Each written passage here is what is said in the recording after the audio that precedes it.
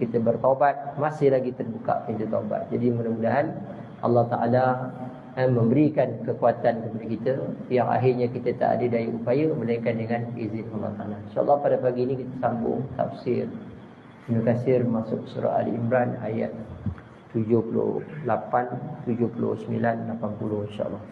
A'udzubillahi minasyaitonir rajim.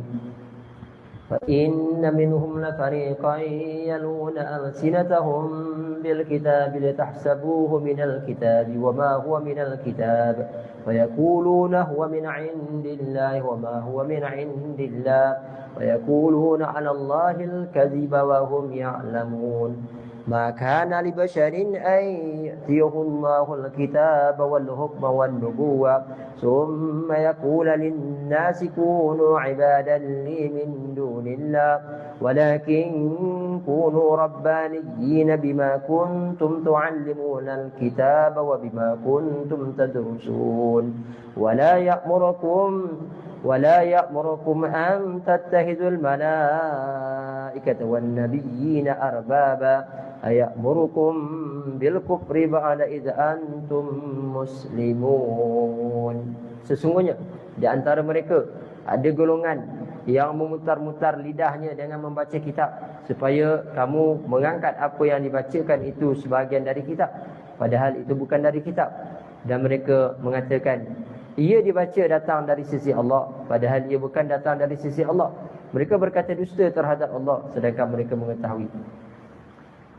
Tidak wajar bagi seorang manusia yang Allah berikan kepadanya Alkitab, hikmah, kenabian, lalu dia berkata kepada manusia, hendaklah kamu menjadi penyembah-penyembahku, bukan penyembah Allah. Akan tetapi dia berkata, hendaklah kamu menjadi orang yang Rabbani, kerana kamu selalu mengajarkan Alkitab, disebutkan kamu tentang mempelajarinya. Dan tidaklah wajar pula bagi seorang menyuruh menjadikannya malaikat, para nabi sebagai Rabb.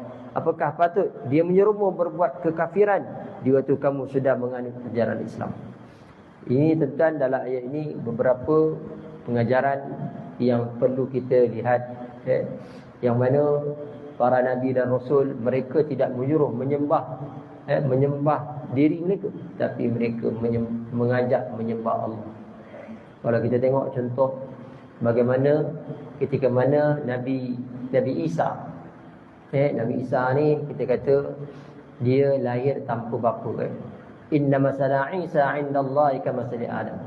Lalu Allah Ta'ala menjawab tuduhan ketika mana mak Nabi Isa bawa baby ke tengah masyarakat dia. Lalu masyarakat pada ketika itu mengutuk Maryam ini dengan mengatakan, kenapa Maryam kamu melakukan perzinaan, melakukan maksiat sedangkan keluarga kamu orang baik-baik?